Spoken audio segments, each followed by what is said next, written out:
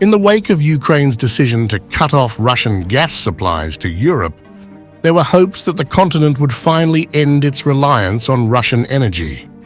However, recent data from Politico reveals a surprising shift in these dynamics. Despite Ukraine's efforts to halt Russian gas exports, the latest figures indicate that Europe is now importing Russian gas at a record pace in 2025. This unexpected trend poses a challenge to European countries, which have long accused Moscow of using its oil and gas exports to fund its war against Ukraine.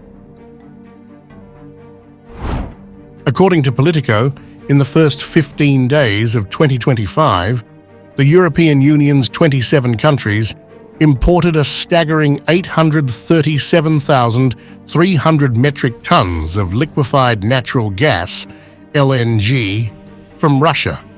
This marks a record high, surpassing last year's 760,100 tons during the same period.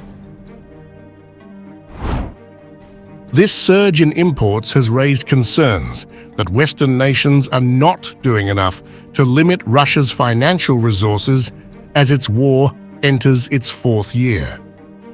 Kyiv, in an effort to target Moscow's economy, refused on January 1st to extend the agreement that had previously halted the flow of Russian gas through Ukraine to the EU. Countries like Slovakia and Hungary, heavily reliant on the Ukrainian pipeline route, have been lobbying for the renewal of this deal.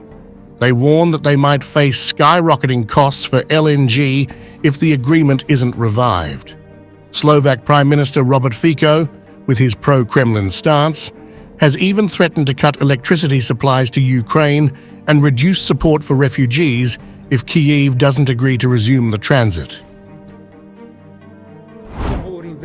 In the second breath, I say very clearly, if this problem is not solved, the government of the Slovak Republic will shortly take tough reciprocal measures, which I will talk about in a moment.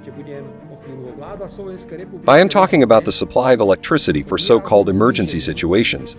If I am not mistaken, Slovakia is probably the only one capable of supplying electricity to Ukraine within 30 minutes.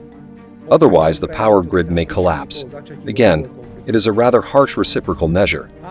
But did Mr. Zelensky ask us whether we would not be short of 500 million euros? And then he corrupted. He said that they would give that 500 million from Russian assets on condition that we vote for NATO membership for Ukraine. Meanwhile, other EU nations are urging the bloc to impose sanctions on Russian LNG, which has been flowing in large quantities since Moscow cut off pipeline deliveries, using energy as a weapon in the ongoing conflict.